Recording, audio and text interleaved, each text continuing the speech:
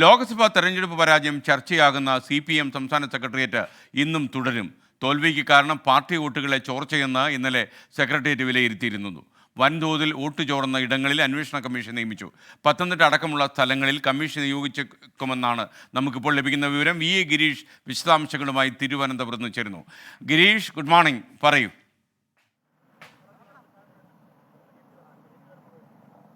Good morning SKN. CPIM സംസ്ഥാന secretariat യോഗം ഇന്നും തുടരുകയാണ്. ഇന്ന് വൈകുന്നേരമാണ് സെക്രട്ടേറിയറ്റ് യോഗം അവസാനിക്കുക.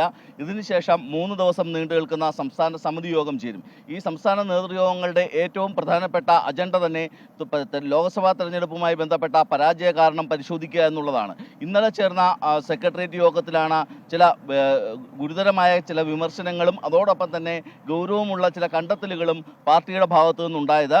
അത് പാർട്ടി വോട്ടുകൾ ചോർന്നു എന്നുള്ളതാണ് ഇതിൽ ഏറ്റവും പ്രധാനമായിട്ടുള്ളത്. കാരണം ഈ ലോക്സഭാ തെരഞ്ഞെടുപ്പിന് ശേഷം തെരഞ്ഞെടുപ്പിനെ പലതരത്തിൽ പാർട്ടി നേതാക്കൾ വ്യാഖ്യാനിച്ചിട്ടുണ്ടെങ്കിലും പാർട്ടി വോട്ടുകൾ ചോർന്നു എന്ന ഗൗരവമായ സംഭവം ഇന്നലത്തെ സെക്രട്ടേറിയറ്റ് യോഗത്തിലാണ് ഉയർന്നു വരുന്നത്. ഇതാണ് തോൽവിക്ക് ആക്കം കൂട്ടിയത് എന്നും സെക്രട്ടേറിയറ്റ് യോഗം വിലയിരുത്തുകയുണ്ടായി.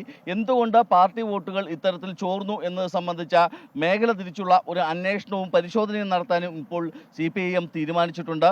മാത്രമല്ല പത്തനംതിട്ട അടക്കമുള്ള വളരെ ഗുരുതരമായ ഇടങ്ങളിൽ ഗുരുതരമായ തോൽവി ഉണ്ടായ സ്ഥലങ്ങളിൽ പ്രത്യേകം അന്വേഷണ കമ്മീഷനെ നിയോഗിക്കുന്ന കാര്യവും പാർട്ടി സംസ്ഥാന സെക്രട്ടേറിയറ്റ് യോഗം ആലോചിക്കുന്നുണ്ട്.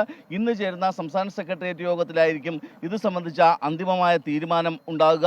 ഇത് സംസ്ഥാന സമിതിക്കുള്ള റിപ്പോർട്ടിൽ ഇക്കാര്യം ഉൾപ്പെടും എന്നുള്ളതാണ് ഇപ്പോൾ നമുക്ക് ലഭിക്കുന്ന സൂചന. ഇതിനുശേഷം സംസ്ഥാന കമ്മിറ്റി യോഗമാകും ഇക്കാര്യത്തിൽ പാർട്ടി കമ്മീഷനും അല്ലെങ്കിൽ വേറെ ഏതെങ്കിലും തരത്തിലുള്ള അന്വേഷണം വേണമോ എന്നുള്ള കാര്യത്തിൽ ഒരു അന്തിമമായ തീരുമാനം എടുക്കുക.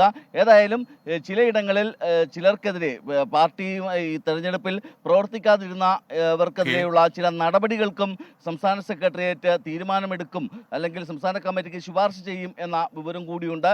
ഏതായാലും ഇന്ന് വൈകുന്നേരത്തോടുകൂടി ഇക്കാര്യത്തിലുള്ള ഒരു അന്തിമ തീരുമാനം സെക്രട്ടേറിയറ്റിന്റെ ഭാഗത്തുനിന്നുണ്ടാകും. Okay, thank you VA Girish.